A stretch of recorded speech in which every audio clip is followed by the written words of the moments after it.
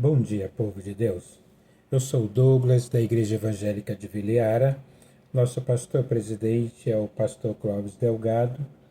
Hoje eu estou aqui com o Ministério da Intercessão, com as irmãs e os irmãos da Intercessão, que se reúnem de segunda a sexta às 22 horas para estarem orando, intercedendo, não somente pela igreja, mas pela vida de muitas pessoas e pelas necessidades de muitos.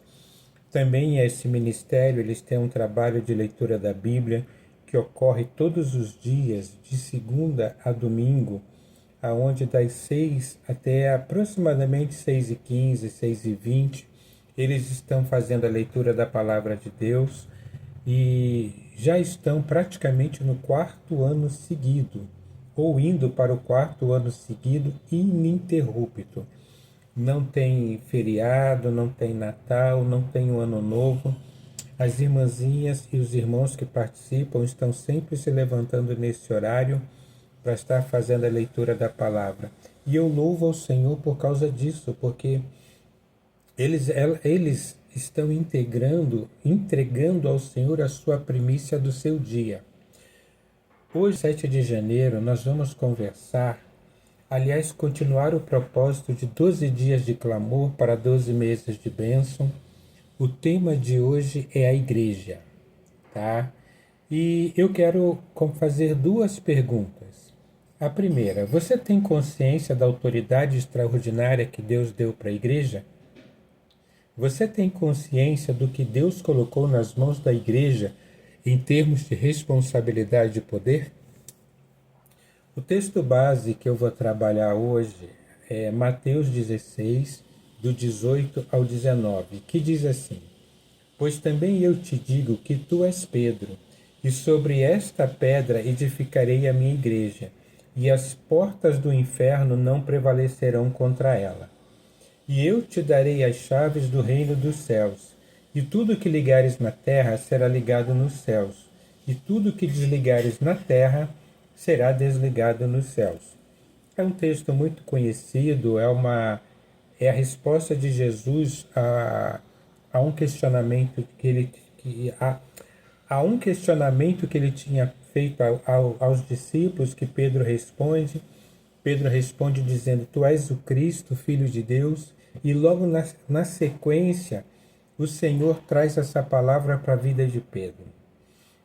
Existe uma discussão antiga sobre Pedro ter ou não ter as chaves do céu e sobre ter fundado a Igreja Católica. A resposta à primeira pergunta é depende. E quanto à segunda pergunta, a resposta é não. Claro que sem querer faltar com respeito aos católicos. Porque a resposta à primeira pergunta é depende. Com certeza, Pedro não está às portas do céu com uma chave na mão para abrir ou fechar os portões celestiais para a humanidade, como se fosse o porteiro de um condomínio. A palavra de Deus diz que ninguém vai ao Pai a não ser através de Cristo, conforme João, capítulo 14, versículo meia dúzia. Cristo morreu na cruz para nos salvar, só que para entrar no céu, o Pedrão tem que liberar a entrada. Isso soa estranho. Pedro é maior que Cristo?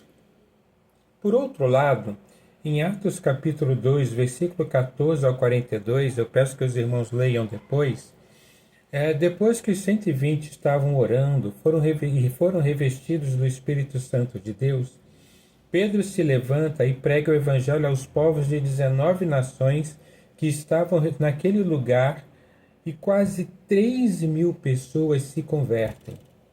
Eu entendo que esse é o nascimento da igreja primitiva. Aleluia! Glória a Deus! Para aquelas 3.000 pessoas que se converteram à fé, Pedro realmente entregou as chaves dos céus, sem dúvida alguma, e se cumpriu o que estava escrito no versículo 19. Claro, não foi mérito de Pedro e sim do Espírito Santo. Ele foi uma ferramenta, um instrumento de Deus, como eu e você também podemos ser. Um comentário interessante sobre ligar e desligar,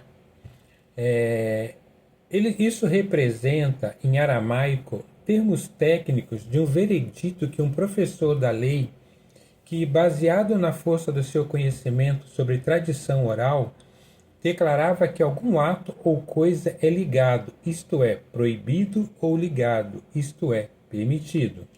Então, ligar e desligar era uma expressão que Cristo usou que era bastante conhecida pelo povo judeu, pela nação, porque os seus rabinos usavam esse termo com frequência.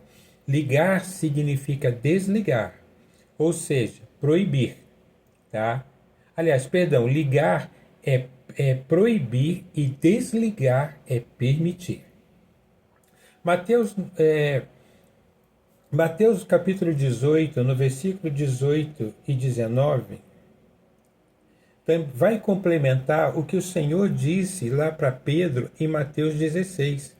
Em Mateus 16, o Senhor está se referindo a Pedro, quando ele fala para Pedro, aquilo que você ligar aqui na terra será ligado no céu, ou melhor dizendo, que a igreja fizer isso. Só que em Mateus 18 e 19, ele pega essa frase e leva ela também e expande ela também aos discípulos, porque ele diz: em verdade vos digo que tudo que ligardes na terra será ligado no céu, e tudo que desligardes na terra será desligado no céu.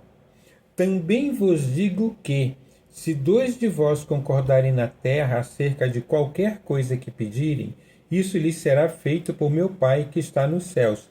E o versículo 20 dá um complemento muito legal. Porque onde estiverem 2 ou 3 reunidos em meu nome, aí estou eu no meio deles. Amém? Então, ligar e desligar faz parte da autoridade que o Senhor entregou à igreja.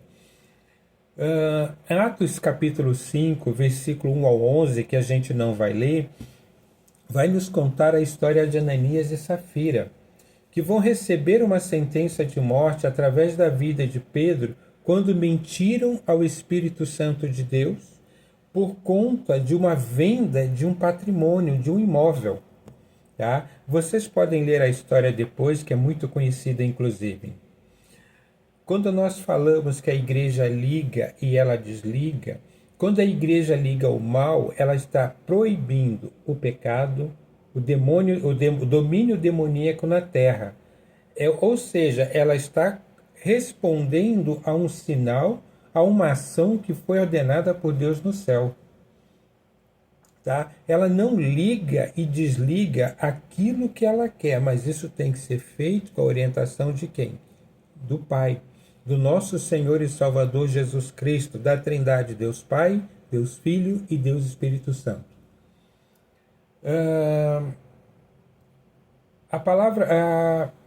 Como nós temos um tempo limitado aqui, porque o foco principal é a oração, eu vou dar alguns textos abaixo para as irmãs e os irmãos lerem depois, que vão trazer outros exemplos de autoridade que estão na palavra. 1 Samuel 13, do 8 ao 15, vai falar que o livramento de Deus, vai contar, na verdade, a história daquele momento em que Saul, ao invés de esperar Samuel para fazer as ofertas, ele resolve tomar o ofício de Samuel e fazer os sacrifícios. E por conta disso, ele ele perde o direito da sua descendência governar as nações. Se ele não tivesse cometido esse erro grave, Davi não se tornaria rei. E diga-se de passagem, quem sabe, aí tem um quem sabe na minha colocação, o Messias talvez pudesse até ter vindo da linhagem de Saul se ele fosse uma pessoa obediente.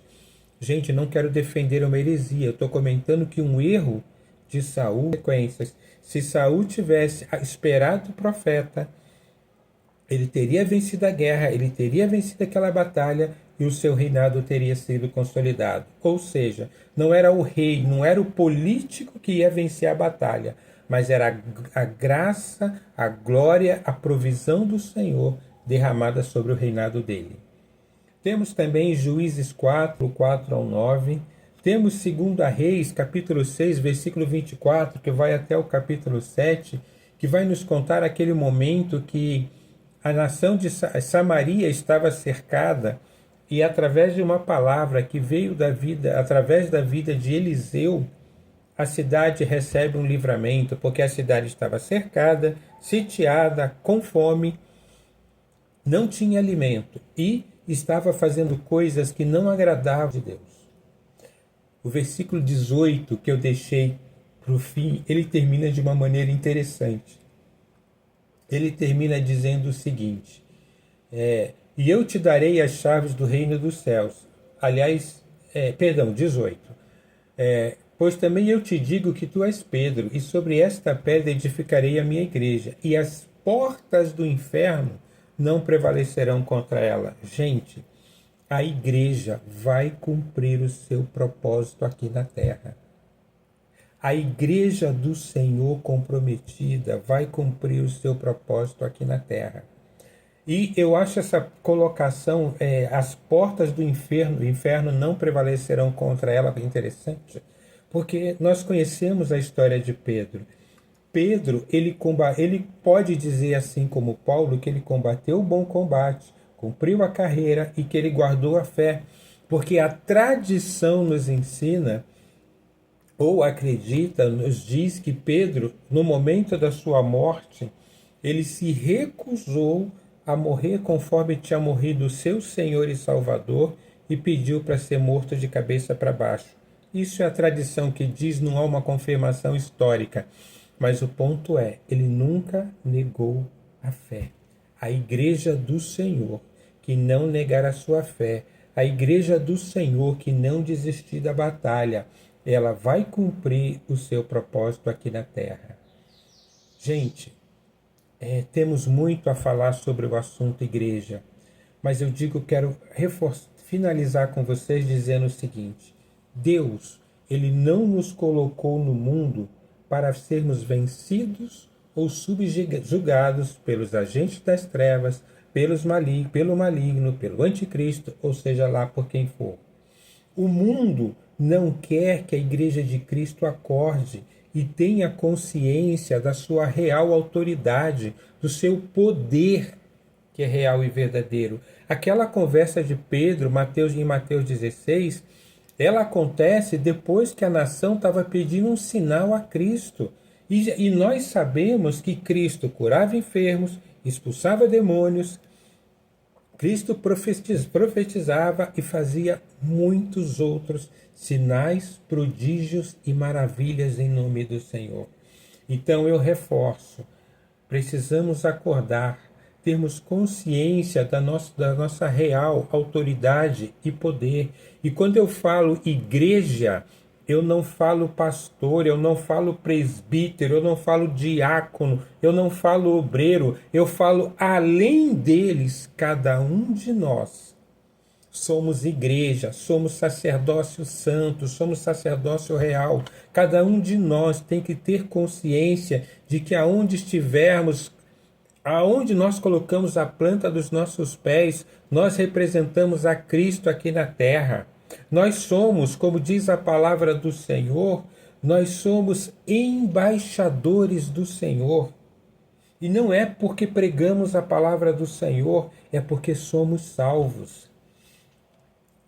O inimigo tem feito tudo para nos silenciar. Precisamos mudar isso. A igreja, ela é poderosa. A igreja é vencedora. A igreja foi levantada para resgatar vidas do inferno. Ela foi levantada para levar o nome de Cristo a nações. E não podemos mais nos deixar ser paralisados pelo medo, pela falta de fé. Não podemos esquecer jamais que não estamos sozinhos nesse mundo tenebroso, porque o Senhor diz em Mateus 28, versículo 20, que Ele está conosco até a consumação dos séculos. Eu e você temos lutas, dificuldades no casamento, dificuldade na vida profissional, dificuldade em família. Isso muda de casa para casa. Mas isso não pode nos abater, isso não pode nos paralisar, isso não pode fazer com que deixemos de fazer a vontade do nosso Senhor e Salvador.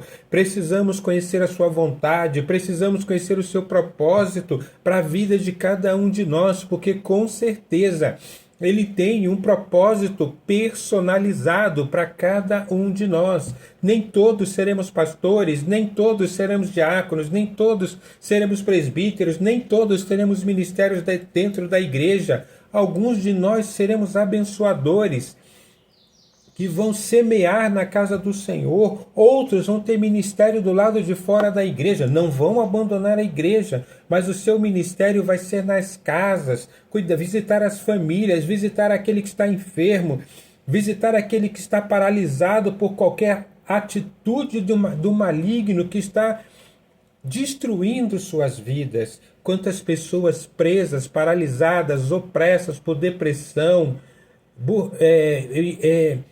burnout e tantos outros problemas sérios na questão psicológica. O inimigo tem nos oprimido de tal forma e de tal maneira que, ainda que nós não percebamos, ele está tirando a nossa fé. E nós precisamos declarar que isso se encerrou agora.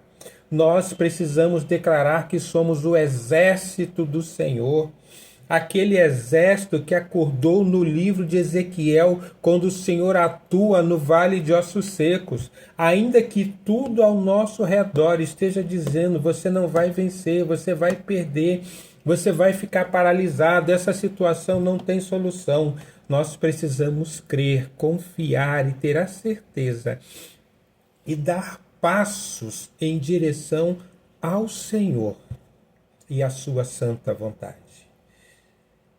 Senhor, nosso Deus e Pai, Deus tremendo e maravilhoso, Criador dos céus e da terra, Pai do meu único e suficiente Salvador Jesus Cristo, te louvamos e bendizemos, ó Pai, porque o Senhor é Deus e sobre toda a terra o Senhor tem poder, ó Pai.